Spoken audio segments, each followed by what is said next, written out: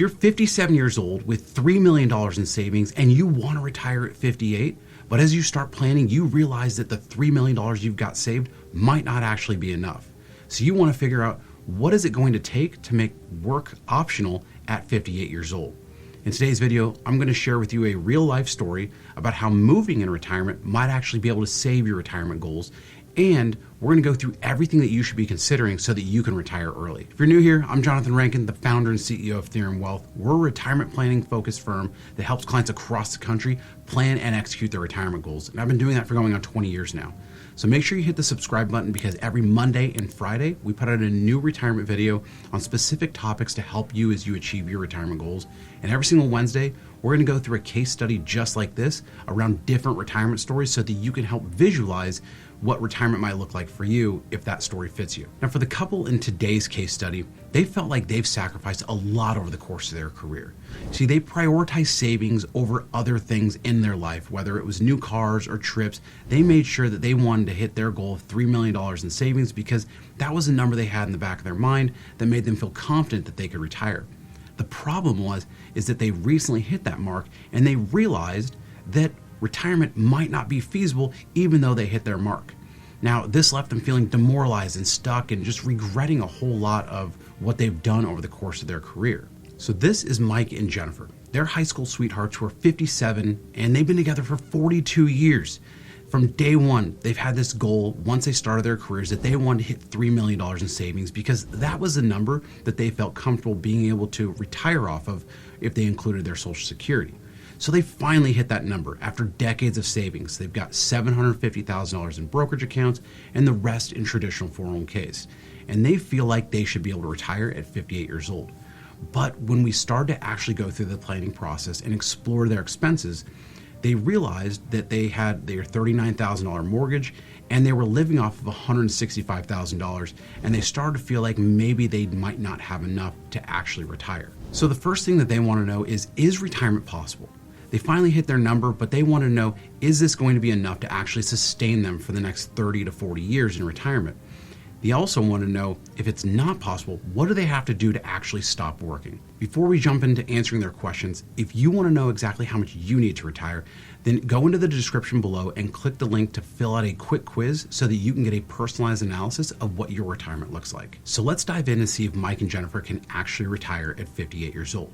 Now remember, they have a $39,000 mortgage that they've got to pay for the next 25 years, and they need $165,000 of net income to maintain their living expenses so they can live the lifestyle that they've actually dreamed of. Now, we are going to inflate that $165,000 every single year by inflation, and so with that, if they were to retire at 58 years old, we can see here that they've got a 54% probability of success. So this doesn't give them the confidence that they can actually retire next year and live the lifestyle they want to. It's going to cost them about $10.8 million to live the rest of their life without having to worry about money. That's how much their retirement goal is going to cost. So as you can see, the total cost of their goal is almost $11 million, and there is a shortfall there, so they're not fully funded to that retirement goal. As you can see, we've got their costs growing by inflation. We've got their growth rate in their portfolio a little over 6%. And with that, retirement just isn't that feasible at 58 years old, assuming they need to continue to pay their mortgage and those living expenses. Now, we could have them decrease their expenses, and we'll go through that, but is that the lifestyle that they want? So we want to go through all the different scenarios, so let's dive in. So as we can see at this point, their assets are going to last until they're age 89, which is great, but with that level of confidence at only 54%, they want to feel a lot more secure because they're going to be retiring earlier and they don't want to have to go back to work later on.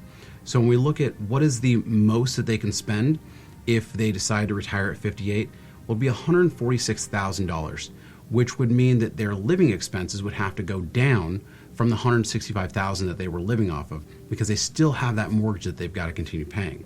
So Mike and Jennifer, they were set on trying to retire at 58 years old, and they wanted to explore all the different possibilities that's going to help them achieve that. And one of those things that they'd considered is the possibility of moving in retirement.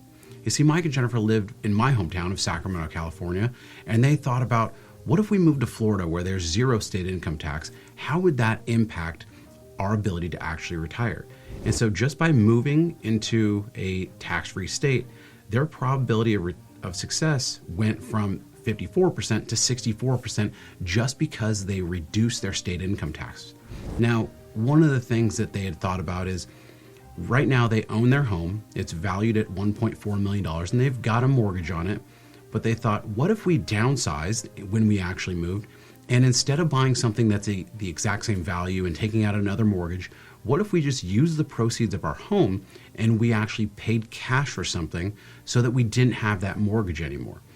And so if they were to do that, if they were to sell their home, pay cash for something, their probability of success by moving to Florida jumps up to 90%, which is amazing. And it's something that they didn't even think was possible because they thought, well, retirement, I've got to stay where I'm at. I've got to live in the current house I've got. I shouldn't be downsizing because if I downsize in my current area, well, I'm going to have to pay something that's at the same price of what I'm currently living in. So they thought about, let's move to Florida. Let's go near the ocean where it's a little warmer because, as we know, Pacific coast is always a little colder at the ocean. So moving for them really helped out their long-term retirement. Now, one of the concerns they've had is that they've been investing pretty aggressively to hit that $3 million mark. They've got about 90% of their money in equities, and obviously that's worked out extremely well for them over the past couple of years because the market's done well. But one of the concerns they've got is what happens if the market pulls back?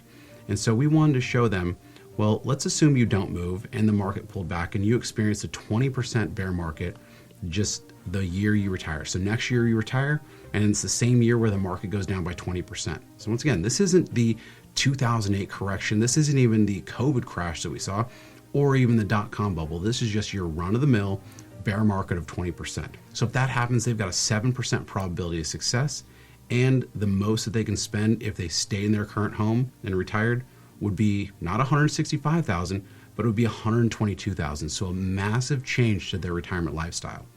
Now, if they moved and they sold their home and where they were a 90% probability of success, they actually dropped to a 47% probability of success. And the reason why is because of that sequence of returns. And so they wanted to see, well, if that happens, then what's the most that we can spend? At a 47% probability of success, they could spend $146,000. So one of the thoughts was, well, what if we work on volatility control and volatility management within our portfolio? What if we reduced our risk and instead of the market being down 20%, our portfolio was only down 10%? So if that were to happen and they moved, then they'd have a 71% probability of success, which made them feel a lot more comfortable to be able to actually retire next year, because with a 71%, now their lifestyle that they can spend to hit that 80% mark is $158,000. But when we get closer to that 70 to 80% range, what this tells us is that they're close to being able to retire and be comfortable, but they're going to have to be flexible throughout retirement. So this doesn't mean that they're destitute to not be able to live their lifestyle. This doesn't mean they're going to run out of money, but this doesn't mean that every single year they're going to be able to spend exactly what they want to spend. This is going to take a lot of active planning for them to be able to hit that long-term goal of never having to go back to work again. So they felt a lot more comfortable with this scenario. At this point, Mike and Jennifer were convinced that they'd be able to retire, and they felt pretty good about where they were. Yes, they wish they had saved a little more, but they also know that retirement, being that it's going to be a little earlier, is going to need to be flexible. See, going through this, Mike and Jennifer felt a lot more comfortable that it wasn't just about the number that they needed to hit of that $3 million. They now know what is it going to take for them to actually retire. They realize that it's not as secure as they initially thought it would be, but it's not an impossible possibility. It's something that is going to require some trade-offs, and it's going to require some active planning over time. Moving does help. It doesn't solve everything, but downsizing and making sure that they can reduce their mortgage to zero, that does help out quite a bit. Now, some of the things that we didn't even dig into in this, we didn't even go through the Social Security timing, because in their plan, we had planned for them to take it at full retirement age. We can go through an entire scenario of what timing does it make sense to actually take your Social Security benefits knowing that you're retiring early. We didn't go through any sort of Roth conversions in this scenario, because with the majority of their assets in pre-tax traditional 401ks, we would want to assess whether or not during those lower income years does it make sense for them to do any Roth conversions to pull forward some of those RMDs. We didn't get into should they actually delay retirement, because obviously by delaying their retirement even a year or 2 years, it's going to make their probability of success that much higher and that much better off. But they really wanted to retire at 58 years old. And the last thing that we didn't even go through yet was specific investment strategies to minimize volatility. That's going to be a key pillar of their retirement success, because if they go through significant volatility in their investment portfolio, it could derail their long-term retirement because of the sequence of returns. With them wanting to retire with the market near all-time highs, it's helped get them to where they are today with the growth of their portfolio getting to that $3 million. But as we know, markets don't always go up. They don't always go in a straight line from the bottom left corner to the top right of the chart. There's going to be volatility at some point. And so they are worried that if we do see any bear market in the markets over the next couple of years, it could negatively impact their retirement. And the last thing that we didn't even cover in today's scenario is what specific investment strategy should they be investing in to help minimize volatility. See, they're retiring with the market near all-time highs, which is great because it got them to the point of getting to $3 million.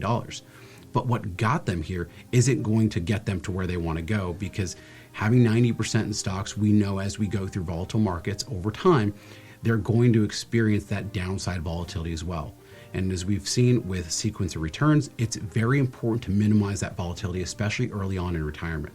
So those are a lot of the things that we need to continue to work out with Mike and Jennifer, but they feel a lot more confident now than they did before they came to us, because they just want to know, is this enough to retire, and what is it actually going to take? You see, retirement, most of the time, there's going to be trade-offs that you have to make, and Mike and Jennifer are willing to do those, even if it requires moving all the way across the country. Now, no matter where you are in your retirement journey, start by clicking the link below and filling out that quiz so that you can see how much you need to actually retire and whether or not you're on track. And do me a favor, drop your thoughts about Mike and Jennifer's story in the comments below. I love to hear your guys' thoughts on whether or not they should move across country. Is that something that you would do? Is that a good idea for them? At this point, should they actually push off retirement and delay it for a year or two to be more secure in their retirement picture? What do you think they should do? I love hearing your thoughts in the comments. And last thing, hit that subscribe button so you don't miss any of our retirement videos. Just a reminder, every Monday and Friday, we put out new retirement topics to help you execute on your retirement goals. And every Wednesday, a case study just like this. And if you want to see your story highlighted in a case study just like this, then use the links in the description below and reach out to us. We'd be happy to highlight your story and show everybody exactly where you're at with your retirement so that you and your story can help others plan and execute their retirement goals. Till next time, I'm Jonathan Rankin. Thank you for watching. I'll see you in the next one.